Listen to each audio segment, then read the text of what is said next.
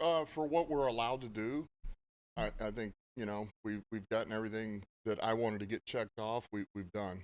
And there again, you're talking about. I mean, you can get some first, second down work, get third down, red zone, but the other stuff, the 4 minute backed up, you can talk about them, but you can't really short yardage, goal line, you can't. So that portion won't come till training camp. But as far as the, most of what you need to focus on, we've hit. And so everything that I wanted, situational work today will be the end of that. I feel pretty good. That's before they head out.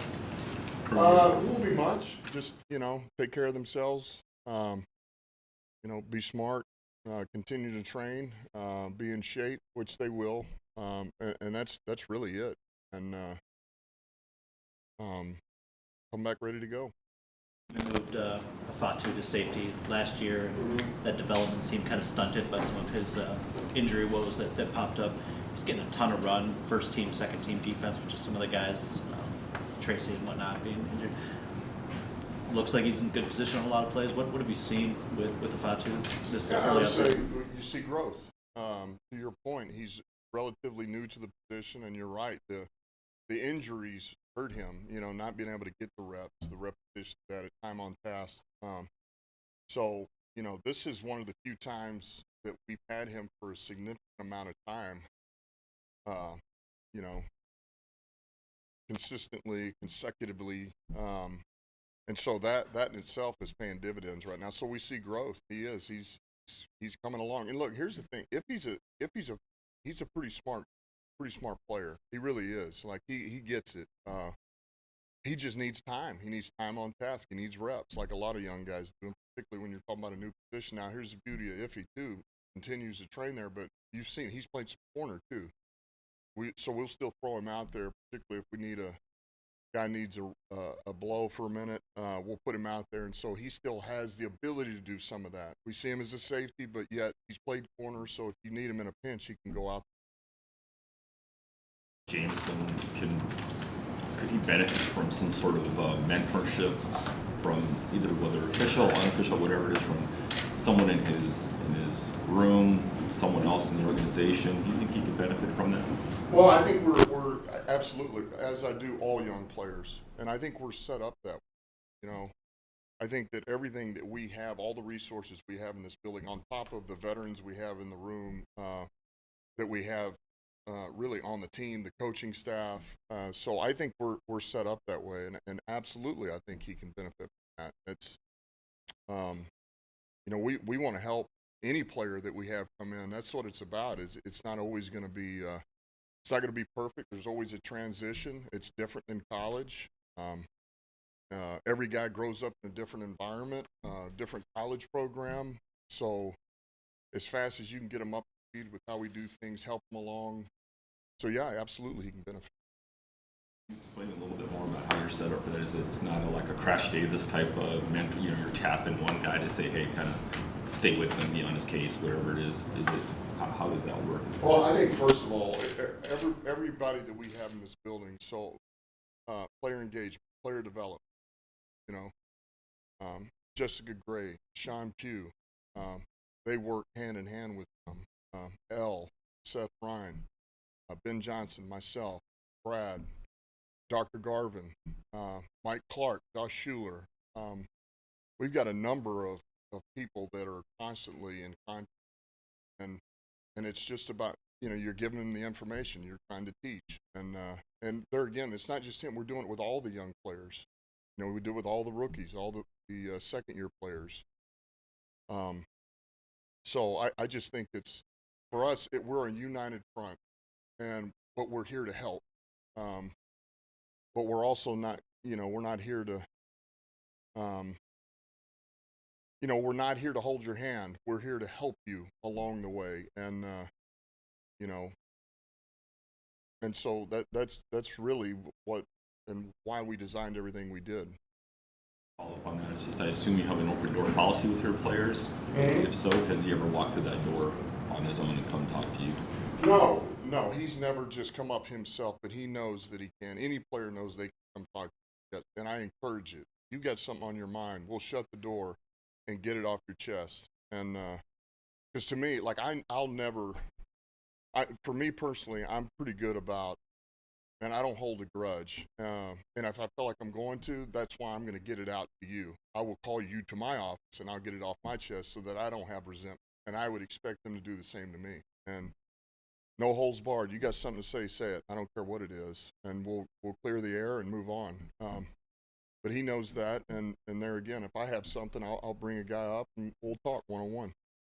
Some time to look into the roster a little bit. I know not really competitive just yet, but who would you say is a guy on this roster, whatever you would say this offseason with the most to prove?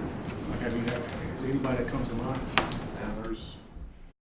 And that's a tricky one because there again with where we're at, what we're doing, not having pads, style of practice. But there's a few guys. We talked about Barnes yesterday. Barnes has had a good spring. Nate Sudfeld's had a good spring.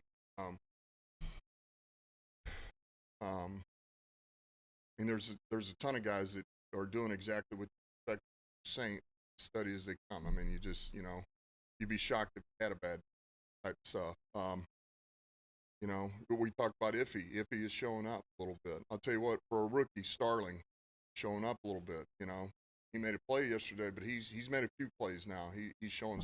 But there again, we're not in a real camp. So, but yeah, there's a number of guys doing a good job.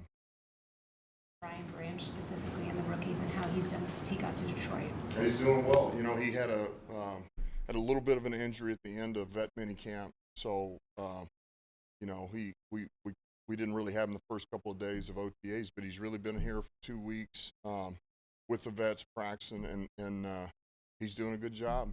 Here's what you could see it on tape. One of the reasons we acquired him, he's an instinctive player. He has instincts. Now, he doesn't quite entirely know exactly why or what, but he can figure it out a little bit. And so, in the meantime, being a young player, he'll start to learn and understand the whats and whys. And then when you have the instincts he does, it's pretty promising. So he's done a good job. Guys did trade up to get him. We're doing a documentary on him, and just curious to talk about those instincts. What else was it about him that made you want to go get him at 45? Well, look, you guys hear me say this all the time. He's a football guy, man. He's all about it. He has a very serious approach about him, especially for a young player. He's very intense. He wants to know. I mean, one of the first conversations we had, we drafted. Congratulations, great, fired up, can't wait. It was a little more exciting than that. But the next day I called him, and basically I told him, hey, let this be a chip on your shoulder. He's sitting there for a while, and there again, it's one of the reasons we traded back to get him, because we couldn't believe he was still sitting. And you use that, no different than Saint did. You use that, and you show everybody else that passed on you what you're capable of. But he was fired up. The first thing he asked is, man, can I get the playbook? I want the playbook, And I mean, that's where he was at. That's where his mind was at. It wasn't about anything else. He's just ready to move on to the next thing. So I think he's all business. He's what we know on tape about him. He's pretty resilient. He's a finisher. He doesn't take plays off. He's instinctive. He's a ball guy. He can find the ball. And he's versatile. To ask about your international pathways player, Max Percher. What have you seen from him out there? Have you gotten to interact with him at all? Very early. It's very early. Literally, we have not had him long enough to even really make an assessment. I hate to go there. I just don't. There's nothing I'm discouraged about. We're glad to have him. He's a body. He can help us. We'll see where he can go with it, but it's too early. I wanted to ask about Jack Younger. Hold on. Have you seen his personality at all? Like, have you just kind of seen him around the building or anything like that? I mean, I know you guys have some international players, but it's kind of rare that one comes from Italy. Yeah. Just curious if you have. No, he's been good. Look, he's been in a program. He was out there with the Rams, and so he's been in it. He's done it. I think he fits in the room well. It's just early, and without pads and all that. But as far as type of guy he is, good guy, comes to work, wants to know it, learn it, figure out, he's trying to learn our system verbiage. but it'd be good to have him here and see what he can do. Wanted to ask about Jack Campbell. How have you seen his movement? How he's been running in the room, and how he's been picking up from maybe if he makes a mistake or so out there? Yeah, he's good. He's what you would expect. I mean, he's going to grind through it. He's going to work at it. He's pretty hard on himself. That's something he's going to need to work on. He can, you know, it's a blessing and a curse. You know, when you're hard on yourself. But he's doing a good job. And Shep's letting him have it. Shep's he's not going to let him. You know, he's not going to let him off the hook. So. But he's doing good. And look, we throw a lot at those guys. Our inside backers are asked to do a lot mentally and physically in this defense, you know, playing with vision. A lot of the times now you got to drive, break, see it, hit, communicate. So he's got a lot on his plate, but he's growing. What's he hard on himself for? Is it recognizing formation or fundamental? What's he been Yeah, I think himself? like with any young player that he's smart enough to, I think, understand what's going on, but he's not processing it fast enough because he's young. It gets on him fast. The speed of the game's different, and that'll come. That'll come. Last Monday, well, I got a couple housekeeping things. Air quality, is there doing anything to? Yeah, we've been monitoring that. We're pretty good. We were good. Good. CJ back. Yeah. Yeah. And then are you going to Taylor Swift concert? I could be. My wife, I thought it was a question, but I think it was a statement. So there's a good chance I'm there. What I really did want to, are you a Swift fan, or are you just kind of get roped into it?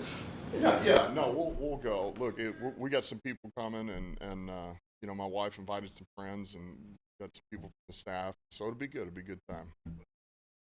Kelvin Shepherd seems like maybe put a little more on his plate. Mm-hmm. Like he's throwing a lot of the pass rush stuff now that Yep. Bosch is gone. Maybe just explain, why he's so good at. Well, he's earned that. He's earned that. You know, he's. I feel like Shep. The more we put on Shep, the more he answers the call, and he's developing as a coach. You know, we see growth. No different than the players. You want to see growth from your coaches, and so AG and I talked, and we felt like it was time to put more on him, especially this year. And you know, I think Shep is a young, promising coach. I think he can be a coordinator one day, and I think he can be a head coach one day. I think he's got that type of potential. So, so the time is right. One more quick one.